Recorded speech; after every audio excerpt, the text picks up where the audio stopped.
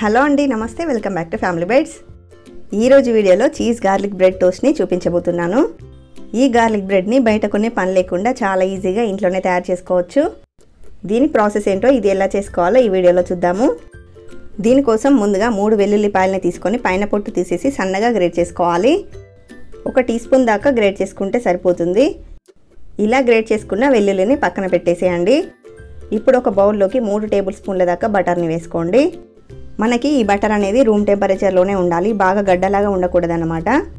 Room టెంపరేచర్లో కనుక లేకుంటే సాఫ్ట్గా అయ్యేంత వరకు బయట ఉంచేసి సాఫ్ట్గా అయ్యాక ప్రిపేర్ చేసుకోండి. ఇప్పుడు ఇందులోకి మనం గ్రేట్ చేసుకున్న వెల్లుల్లిని 1/2 టీ స్పూన్ దాకా, రెడ్ చిల్లీ ఫ్లేక్స్ని 1/2 టీ స్పూన్ దాకా, ఒరిగానోని వేసుకోండి.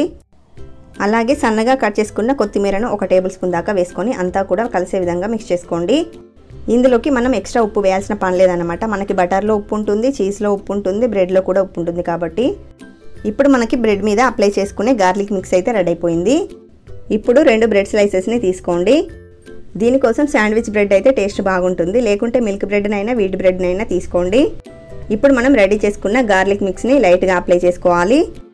ఎక్కువ అప్లై చేసామంటే రోస్ట్ చేసేటప్పుడు ఆయిలీగా అయిపోతుంది. ఇప్పుడు సెకండ్ బ్రెడ్ స్లైస్ పైన మోజరెల్లా చీజ్ని వేసుకోండి. మీరు కావాలంటే చీజ్ స్లైస్ని కూడా పెట్టుకోవచ్చు, కానీ మోజరెల్లా చీజ్ అయితే స్ట్రెచ్నెస్ బాగుంటుంది, అలాగే టేస్ట్ కూడా చాలా బాగుంటుంది అనమాట. మంచిగా ఎన్హాన్స్ అవుతుంది టేస్ట్ అనేది. మీకు ఏది అవైలబుల్గా ఉంటే దాన్ని తీసుకోవచ్చు. ఇప్పుడు ఈ చీజ్ పైన బటర్ అప్లై చేసిన స్లైస్ని పెట్టేసి రోస్ట్ చేసుకోవాలి. ప్యాన్ని స్టవ్ మీద పెట్టి కొంచెం హీట్ అయ్యాక మనం ఎటైతే బటర్ని అప్లై చేసామో అటు సైడ్ ప్యాన్ వైపు వచ్చేట్లుగా పెట్టుకోండి. రెండో వైపు కూడా బటర్ని అప్లై చేసుకోవాలి.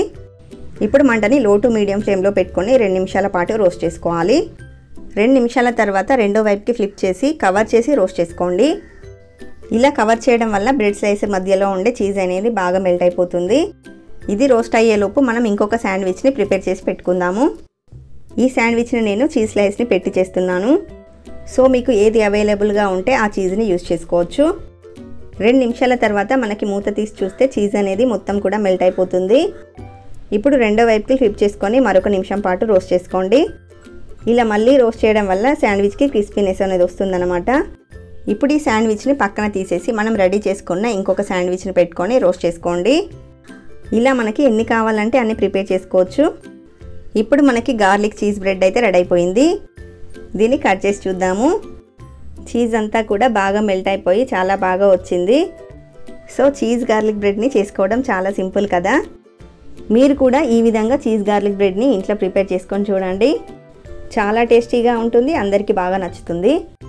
మరి ఈ సింపుల్ అండ్ టేస్టీ రెసిపీ మీకు నచ్చితే వీడియోని లైక్ చేయండి, షేర్ చేయండి. మరిన్ని టేస్టీ రెసిపీస్ కోసం ఛానల్ని సబ్స్క్రైబ్ చేసుకోండి. Thank you for watching.